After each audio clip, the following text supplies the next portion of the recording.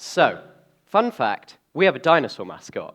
Yes, Gloucestershire has a dinosaur mascot. It's from Minchinhampton, near Stroud, and it's this thing, Proceratosaurus. It lived 165 million years ago during the late Jurassic, and was slightly shorter than me. Now, I assume that you're all familiar with this animal, right? The Tyrannosaurus rex, the largest land carnivore, the strongest bite force of any animal, the only dinosaur that Hollywood seems to know exists. Now, this animal was only around for a brief period of time at the end of the Cretaceous, around 2 million years. And if you take a look back at this animal's family tree, not all of the roots and the offshoots and the branches would provide a result as effective as this.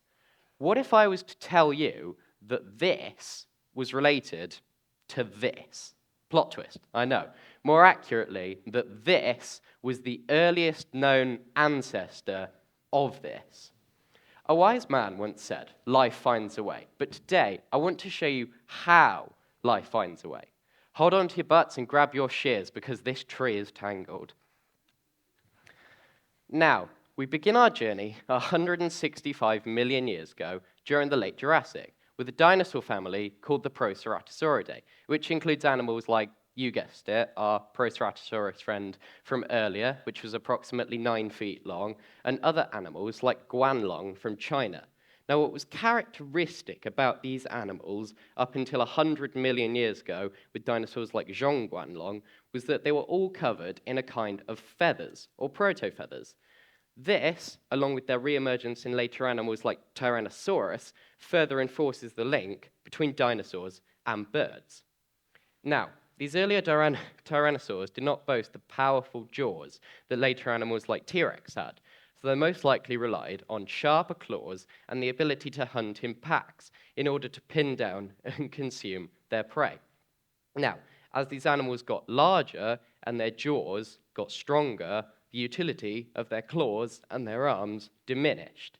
And in animals like T-Rex, they became almost vestigial, much like our appendix today.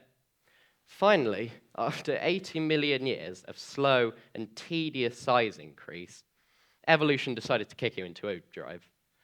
Daspletosaurus was the first animal to cross over 25 feet long. The Albertosaurids from Alberta in Canada, including animals like Gorgosaurus and Albertosaurus, were the first to cross 30 feet long. And finally, along with the reemergence of the feathers, animals like Tarbosaurus and T-Rex were the first to cross between 45 and 50 feet in length. Yet, we can never know if this drastic increase in size would have continued or not. Whilst most scientists do believe that the Tyrannosaurus would have continued to have increased in size and strength, it would have been only up to a certain point.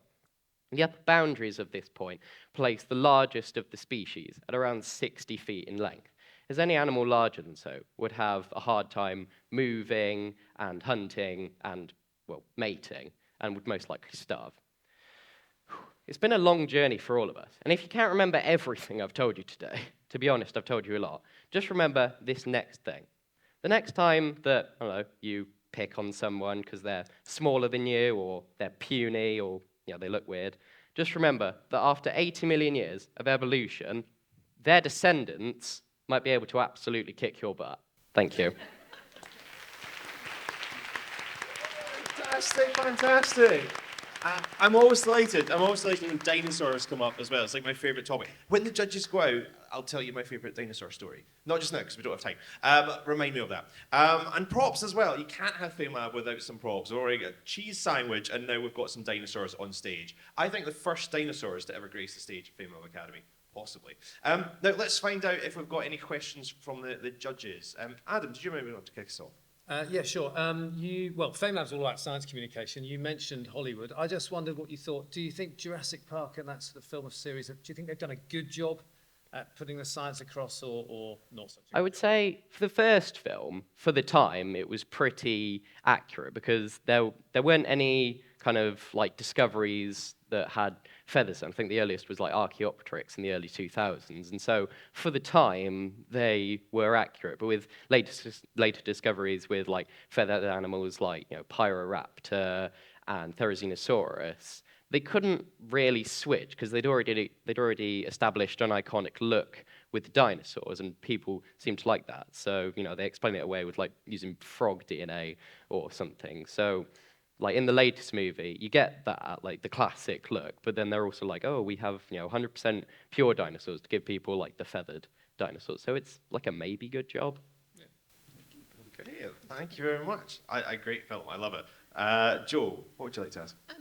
Was there anything that you couldn't fit into the talk that you would have liked to have told us about? Yes, I did have a thing. I was talking about the migration to the Americas and how most of them lost their feathers, but some of them still kept them. But for time reasons, I had to cut that out. Well done, thank you. Excellent, excellent, excellent. Very well done, Alfie. Thank you very much for telling us all about dinosaurs, cramming loads of history and science in there. Thank you very much. Back down the stage. A round of applause for Alfie.